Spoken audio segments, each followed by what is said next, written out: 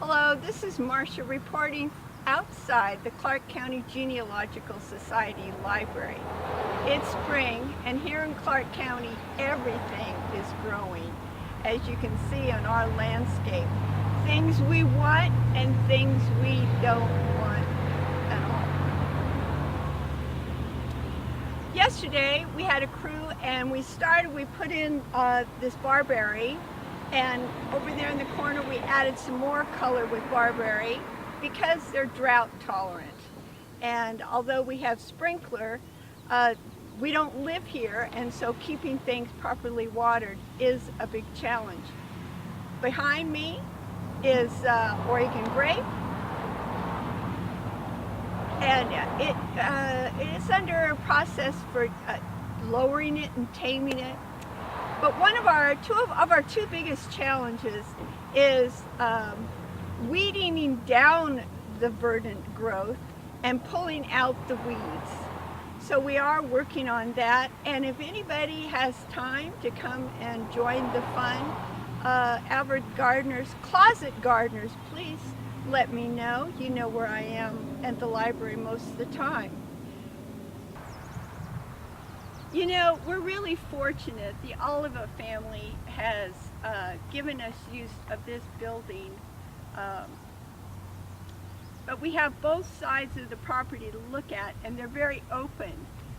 The landscape goes clear up to the back, and we need to take care of the land and the weeds and the grass or the mowing up to our parking lot. This is the west side. We have all this area in here, and we have ideas to put in drought-tolerant plants and add some fun annuals for the summer. Oregon grape is pretty drought-tolerant, and we do have quite a bit of it on the property. Again, we talked about training it so it's a little lower and then adding some more stuff. One of the people I want to comment and thank is McFarland's bark.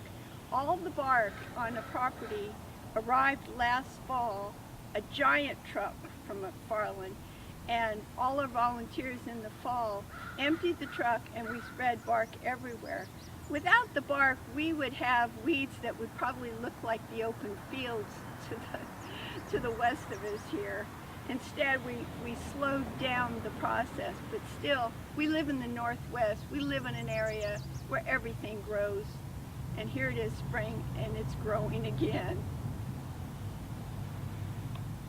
Hi, we're back in front of the west side of the library, the entrance, and I want to point out to you our ongoing repair project of all the watering system here in the library. Behind me is, coming into blue, is wonderful Acer palmatum, Japanese maple.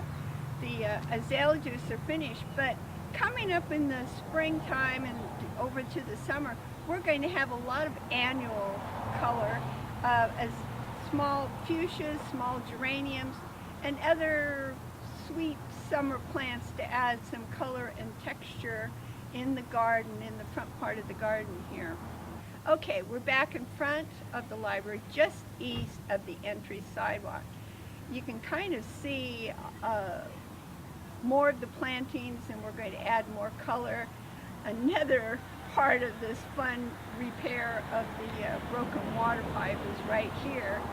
But we also have a wonderful willow tree in the front corner that just is kind of a corner piece to the landscape.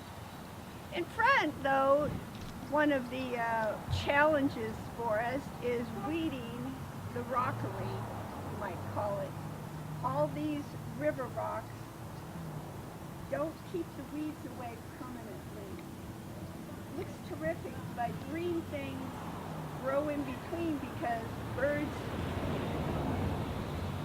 are one of Mother Nature's reseeding agents. So that's what we have down here. It all looks terrific when we get it all weeded, but you know, it's spring and weeding takes longer than we think. Here we are over on the west sidewalk, on the east sidewalk, excuse me, the entry from our east parking lot. So this is going to be a shade planting area. And over the last few months, we've gotten a number of wonderful donations to accommodate that. From my garden, from Elsie Deathridge's garden, some from Dolly Merrick's garden. But our biggest source of plants is this last week from the Clark County Master Gardeners. And they typically have a fabulous spring plant sale, which of course is canceled. But if you go on their website and contact Nancy Falk, they are selling great plants by appointment from their greenhouses located at the Heritage Farm over in Hazeldale. Okay, here we are back in the south side of our building, and you can see the landscape blessings that we have along with the biggest challenges all right here in this one bed. These roses are wonderful. We have Pyrrhus japonica, we have some great conifer evergreens, and it looks like verbena and the nandina, and all this is coming into fruition. All these are ripe, mature plants that have been here a number of years. The thing is, we need to get the weeds out, and people say, weeds are green, why should you get rid of them? Well, the secret to weeds and their success in the garden is they go to seed, and there's a reason it's called 100-year seed plane. It's because they stay underground forever, and they just wait for spring rains and warm weather, and they shoot up again, which is what happened to us from last fall. Here we are. This is our west side entry to the library, and I wanted to show you we have more nandina, we have more beautiful shrub roses here, and I want to thank all the people that have contributed time and effort. Lois Boslin, Tom Farrelly, Barbara Schrag, she's given me some wonderful succulent starts where we got little fun things starting over here. And we have a huge monumental pile of weeds accommodating here. And the worst part is, a whole other topic for gardeners is the compost bin, and we don't really have one at the moment. So that's going to be another one of our challenges. What do we do with all this wonderful organic potential compost material? So thanks for stopping by, and remember, if you like what you see on our YouTube channel, push subscribe, and you can ring the bell if you'd like to know when we're posting new things. We're working to help other people in our research library find their family stories, and we're looking for more stories. But right now, in the spring, this is our story. We're making our library prettier for everybody to come and visit us. Thanks.